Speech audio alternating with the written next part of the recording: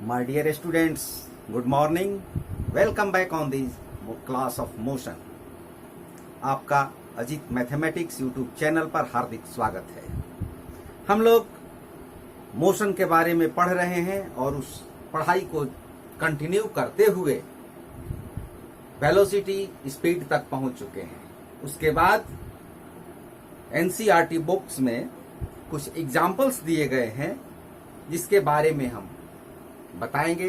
Numericals पूरी तरह से सॉल्व कराने का भरपूर प्रयास करेंगे। लेकिन यदि अभी तक आपने इस चैनल को सब्सक्राइब नहीं किया है तो प्लीज जल्द से जल्द सब्सक्राइब कर लें। बेल आइकन का बटन दबा दें ताकि आने वाले क्लासेस का नोटिफिकेशन आपको सबसे पहले मिले। तो हम शुरू करते हैं page number 112, example act point 2। उदाहरण का सवाल है, प्रश्न है, यात्रा शुरू होते समय कार का ओडोमीटर 2000 किलोमीटर प्रदर्शित करता है। ओडोमीटर के बारे में मैंने बताया था। ओडोमीटर क्या प्रदर्शित करता है? ओडोमीटर दूरी के बारे में बताता है। ओडोमीटर यानी डिस्टेंस स्टार्टिंग में 2000 किलोमीटर और यात्रा समाप्ति पर ये जो दूरी है ओडोमीटर द्वारा दिखाई गई हो 2400 किलोमीटर दिखाई गई है। यदि इस यात्रा में 8 घंटे का टाइम लगता है तो कार की औसत चाल निकालनी है। एवरेज वेलोसिटी, औसत चाल ज्ञात करनी है। यही क्वेश्चन है, यही प्रश्न है। आपको बढ़िया से समझ करके इसका आंसर देना है। फिर औसत चाल को किलोमीटर प्रति घंटा में और मीटर प्रति सेकंड में कन्वर्ट करना है। तो समझ ले कि ये प्रश्न कैसे हम सॉल्व करेंगे।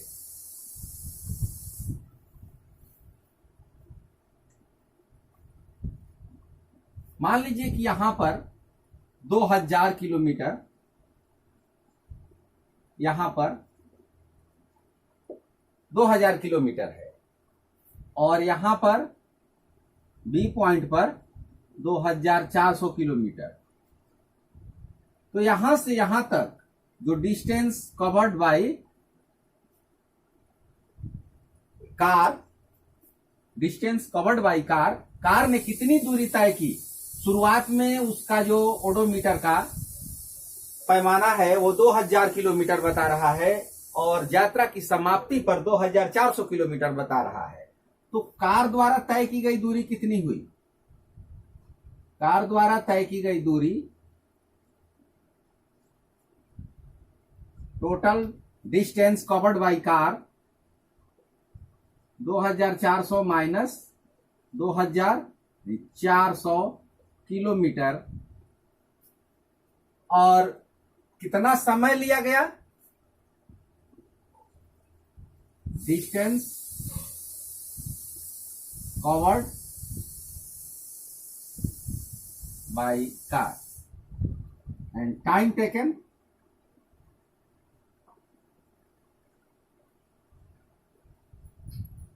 लिया गया समय। ये क्वेश्चन में दिया हुआ है 8 घंटे। तो हमें क्या निकालना है? चाल निकालनी है। चाल क्या होती? चाल के बारे में बताया था हमने, दूरी बटा में समय। यहां पर औसत चाल अगर लिख देंगे तो औसत चाल बराबर कुल दूरी, औसत चाल बराबर कुल दूरी बटा में कुल समय। अब यहां औसत चाल कहने का मतलब, क्यों औसत चाल? क्योंकि पूरी यात्रा के दौरान चाल एक समान हो नहीं सकती है। कहीं भीड़ भाड़ वाले इलाके में कार की गति थोड़ी धीमी हो सकती है, कहीं क्लियर रास्ता मिले तो कार की गति तेज हो सकती है। यूनिफॉर्म स्पीड तो हो नहीं सकता है, औसत चाल नहीं हो सकती। औसत चाल इसीलिए लिखा जाता है क्योंकि एक समान चाल नहीं हो सकती है। औसत चाल total distance covered by car and total time taken, कितना समय लिया गया और कितना दूरी उसने तय किया, तो 400 और 8 घंटे का समय लगा। ये किलोमीटर है और ये घंटा है। यदि इसको कैंसिल करें तो 50 किलोमीटर पर आवर। ये क्वेश्चन का एक आंसर हो गया। किलोमीटर प्रति घंटा में व्यक्त करें तो 50 किलोमीटर प्रति घंटा। इस तरह से भी लिख सकते हैं या इसको इस तरह से भी लिखा जा सकता है, 50 किलोमीटर H इनवर्स, ऐसे भी लिख सकते हैं। इसके बाद इसको कन्वर्ट करना है मीटर प्रति सेकंड में, तो 50 किलोमीटर पर आवर को हम मीटर प्रति सेकंड में कैसे कन्वर्ट करेंगे, ये कन्वर्सन मैंने आपको बताया था पिछले क्लास में। यदि आपने नहीं देखा हो तो पिछले क्लास का क्लास देख ले, प्लेलिस्ट में जाकर के उस वीडियो को देख लें। 50 किलोमीटर पर आवर, इसको हमें मल्टीप्लाई करना होता है एक निश्चित संख्या से, 5/18। 5/18 इसे यदि हम मल्टीप्लाई कर दे तो ये मीटर प्रति सेकंड में आ जाता है। और इसको कैंसिल कर दें, 9, 25, 125/9 मीटर पर सेकंड। ये आपका हो गया मीटर पर सेकंड में। अब चूंकि आंसर डेसिमल में दिया हुआ है तो यहां पर हमें क्या करना होगा, डिवीजन करना होगा। और डिवीजन के बारे में मैंने अच्छी तरह से चर्चा की है मैथमेटिक्स वाले क्लास में, बहुत बढ़िया से बताया है आपको कि डिवीजन हम कैसे करें। रफ वर्क चूंकि करना है, आइए डिवीजन कर लेते हैं। 125 डेसिमल, थोड़ा गैप लेकर लिख देते हैं, डेसिमल 00, जितना चाहे उतना। चूंकि 9 से भाग देना है, रेकरिंग तो आएगा ही। यहां पर भागफल 0 से 1, सीधे 12 होगा, एक बार में भाग जाएगा। यहां तक हम पहुंच गए तो एक बार में, शेष बचा 3, 4 बार में तो जाएगा नहीं, 3 बार, शेष बच गया 8। डेसिमल के स्थान पर 9 से भाग देंगे, इसमें 72, फिर 8। ये बार बार अब रिपीटेशन शुरू हो गया, 13.9999, चूंकि इसमें आंसर दिया हुआ है 13.9 मीटर पर second, that is the answer. यानी किलोमीटर प्रति घंटा और मीटर प्रति सेकंड दोनों में आंसर लिखना है। ये रफ वर्क है। इस रफ वर्क को आप कहीं भी साइड में कर सकते हैं। क्लियर? नेक्स्ट क्वेश्चन, अगला प्रश्न क्या कहता है? एग्जाम्पल 8.3, उषा 90 मीटर लंबे तालाब में तैरती है। वह एक सिरे से दूसरे सिरे तक सरल रेखीय पथ पर जाती है तथा वापस आती है। इस दौरान वह कुल 180 मीटर की दूरी 1 मिनट में तय करती है। एक तालाब है, मान लीजिए कि यह एक तालाब है और यहां से उषा नाम की कोई तैराक यहां तक सीधे जाती है। 190 मीटर लंबे तालाब में तैरती है। ये तालाब सर्कुलर भी हो सकता है, इस तरह का भी हो सकता है। क्योंकि लंबाई दिया है तो यहां पर हम इसी तरह का ले लेते हैं, 90 मीटर। तो इसमें तैरती है, ऐसे जाती है सीधे, इस पॉइंट से लेकर के इस पॉइंट तक जाती है और फिर रिटर्न हो जाती है।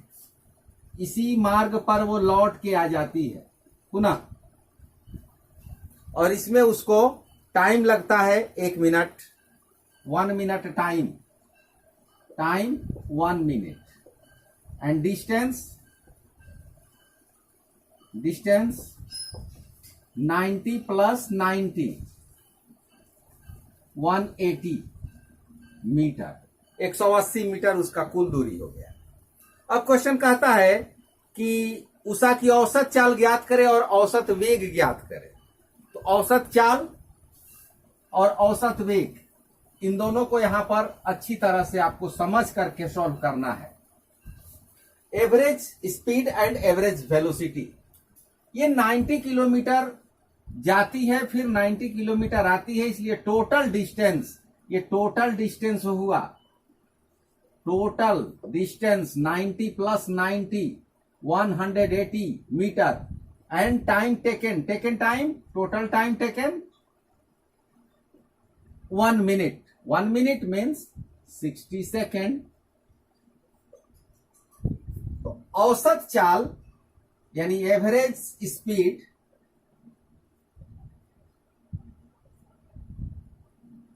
कुल तय की गई दूरी, कुल दूरी बटा में उस दूरी को तय करने में लगा कुल समय, कुल समय या कुल समय अंतराल, कुल समय अवधि, कई तरह की भाषाओं का प्रयोग किया जाता है। 180 180 एंड टोटल टाइम टेकन 60, तो इसकी स्पीड हो गई 3 मीटर पर सेकेंड, या इसको 3 मीटर पर सेकेंड ऐसे भी लिख सकते हैं, 3 मीटर पर सेकेंड। अब कहता है कि औसत वेग निकाले, औसत वेग निकाले, एवरेज वेलोसिटी बताइए। तो एवरेज वेलोसिटी के लिए क्या होगा, पहले फॉर्मूले को देख लें। औसत वेग, तो वेग शब्द में विस्थापन आता है, विस्थापन बटा में समय, यानी विस्थापन में डिस्प्लेसमेंट में टाइम से भाग देते हैं। तो यहां विस्थापन कितना होगा, यदि वो इस तालाब में यहां से स्टार्ट करती है, यहां तक जाती है और फिर उसी रास्ते पर लौट करके यहां पर आ जाती है, अपनी प्रारंभिक बिंदु पर ही आ जाती है, तो final point and initial point both are equal. प्रारंभिक बिंदु और अंतिम बिंदु दोनों एक ही हैं। तो डिस्प्लेसमेंट क्या हुआ, विस्थापन तो उसका 0 हो गया, विस्थापन 0 होगा, विस्थापन 0 होगा। क्यों 0 होगा, क्योंकि जहां से वो अपनी यात्रा प्रारंभ करती है पुनः वहीं पर वापस आ जाती है, इसलिए उसका टोटल डिस्प्लेसमेंट जो होगा वो 0 होगा। Total displacement is 0, therefore average velocity, औसत वेग क्या हो जाएगा, इसका 0 हो जाएगा। औसत वेग यानी विस्थापन 0, टाइम कितना, टाइम कितना हो वही 60 सेकेंड, 0, तो इसका औसत वेग 0 मीटर प्रति सेकेंड। मात्रक लिखना नहीं भूलना है, यानी यूनिट आपको अवश्य लिखना है, क्योंकि यूनिट नहीं लिखने पर मार्क्स में कटौती हो जाती है। तो ये 2 एग्जांपल्स आपके बुक में 8.2 और 8.3 थे। एग्जांपल्स को जरूर बनाना होगा, क्योंकि ये सब प्रश्न परीक्षा में पूछे जाते हैं या एक्सरसाइज के क्वेश्चंस को सॉल्व करने के लिए इनकी आवश्यकता पड़ती है। एक एक लाइन, एनसीईआरटी का बुक की यही खूबी है, आपको एक एक लाइन सांगो पांग अध्ययन करना है, लाइन बाय लाइन, एक अक्षर भी आप इसमें मिस मत कीजिए। अगले टॉपिक की ओर चलते हैं। अगला टॉपिक हमारा क्या है, वेग में परिवर्तन की दर। वेग में परिवर्तन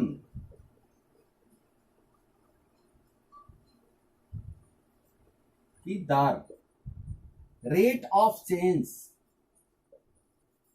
rate of change in velocity, velocity, वेग में परिवर्तन, change in velocity and rate, उसका दर क्या है। जहां पर दर शब्द आवे, रेट आवे, वहां पर समझ जाइए कि टाइम से भाग देना है, टाइम नीचे होगा। तो वेग में परिवर्तन, इसका मतलब कि वेग एक तरह का नहीं है, ये वेलोसिटी अलग अलग है, 2 तरह का वेग है।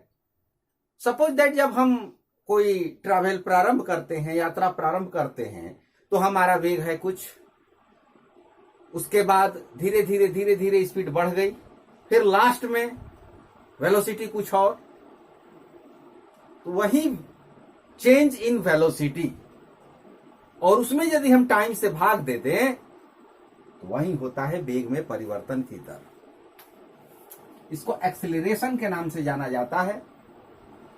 तो सपोज कि हमारा शुरुआत में जो वेलोसिटी है वो u है और लास्ट में वेलोसिटी v है।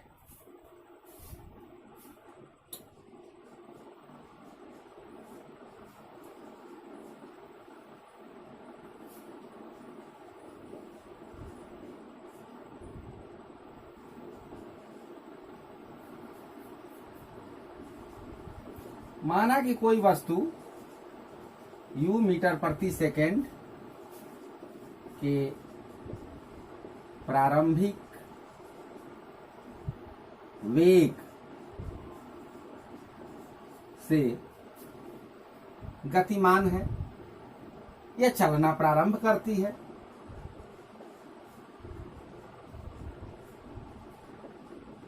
गतिमान है मान लिया कोई वस्तु u मीटर प्रति सेकेंड के प्रारंभिक वेग, ध्यान रखिएगा u प्रारंभिक वेग का सिंबल है और v अंतिम वेग का सिंबल है। तो टाइम कुछ होगा t सेकेंड के बाद, t सेकेंड के बाद वस्तु का वेग v मीटर प्रति सेकेंड हो जाता है। अब यहां समझने वाली बात यह है कि शुरुआत में वेग कितना है u मीटर प्रति सेकेंड और t सेकेंड के बाद उसका वेग कितना है v मीटर प्रति सेकेंड। तो चेंज इन वेलोसिटी कितना हुआ, वेग में परिवर्तन कितना हुआ और वो कितने टाइम में हुआ, t सेकेंड में, यानी t सेकेंड में वेग में परिवर्तन कितना हुआ,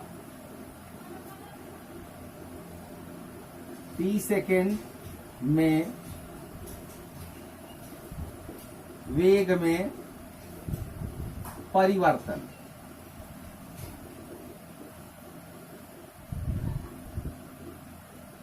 final velocity minus initial velocity v minus u, ये परिवर्तन t सेकेंड में हुआ।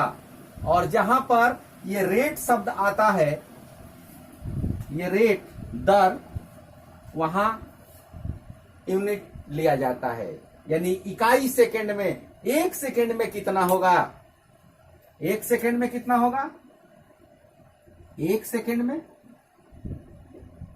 यानी ये टाइम यहां पर जाकर के इसको भाग दे देगा। यही हुआ वेग में परिवर्तन की दर। और वेग में परिवर्तन की दर को त्वरण कहा जाता है, एक्सीलरेशन कहा जाता है। इसी को एक्सीलरेशन कहते हैं। वेग में परिवर्तन की दर को त्वरण कहा जाता है। अब त्वरण की परिभाषा लिख देते हैं।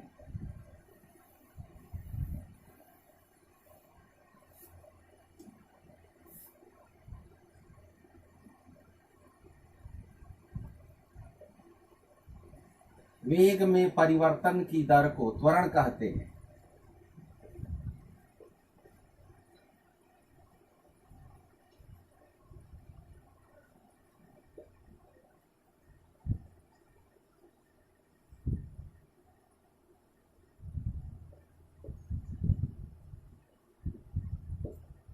इसका संकेत ए है, स्मॉल ए, इसे ए से सूचित किया जाता है।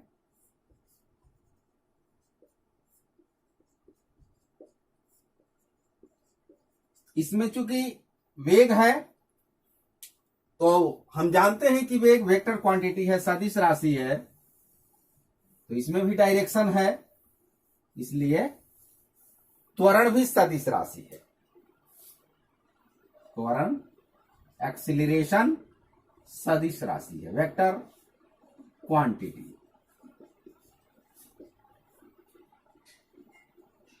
यानी वेक्टर है, और ये एक्सीलरेशन।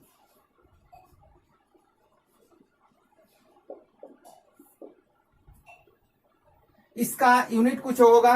यूनिट कैसे निकालेंगे? यहां से हम यूनिट निकाल लेंगे। ये क्या है? वेलोसिटी है। वेलोसिटी वेग, वेग का यूनिट मीटर पर सेकेंड, और नीचे में भी टाइम है, टाइम का यूनिट सेकेंड, यानी मीटर सेकेंड सेकेंड, मीटर पर सेकेंड स्क्वायर। त्वरण का एसआई यूनिट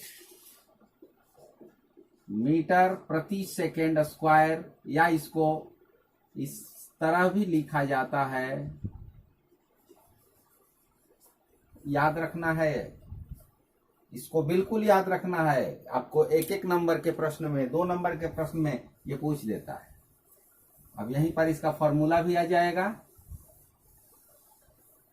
त्वरण क्या है? तो वेग में परिवर्तन की दर, त्वरण बराबर वेग में परिवर्तन की दर।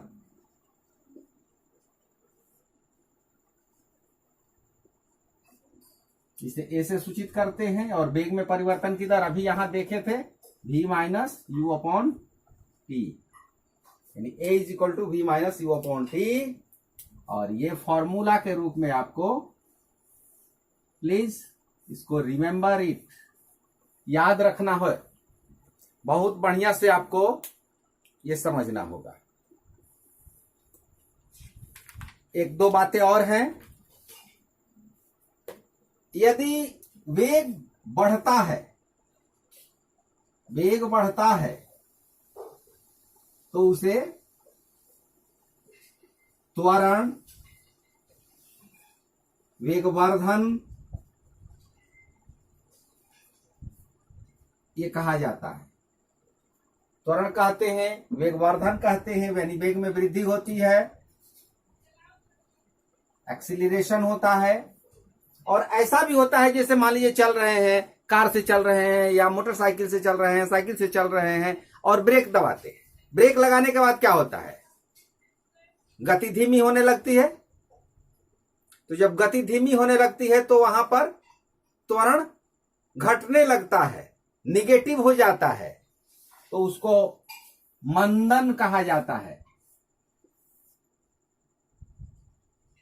निगेटिव त्वरण को मंदन, विमंदन भी कहते हैं, वेग ह्रास भी कहते हैं, क्योंकि वेग में कमी होने लगती है, रिटार्डेशन कहते हैं। ये शब्द भी याद रखिएगा। यानी त्वरण पॉजिटिव भी होता है, निगेटिव भी होता है। एक दो बातें और आप समझ लीजिए। जब कोई ट्रैवल प्रारंभ करते हैं, स्टार्ट करते हैं, कोई वस्तु, कोई ऑब्जेक्ट जब विरामावस्था से चलती है, विरामावस्था यदि क्वेश्चन में दिया हुआ है, न्यूमेरिकल में दिया हुआ है, तो ध्यान रखना होगा, विरामावस्था से प्रारंभ यदि करती है तो वहां पर क्या होगा? The value of u is equal to 0, u का मान 0 होगा। विरामावस्था से कोई वस्तु यदि गति शुरू करती है तो u का वैल्यू 0 होगा। यदि यात्रा करते करते चल रही है वस्तु और बाद में विराम में आ जाती है, स्टॉप हो जाती है, रेस्ट में आती है, यदि गति के लास्ट में वस्तु विराम में आ जाए, विराम का मतलब कि रेस्ट में आ जाए,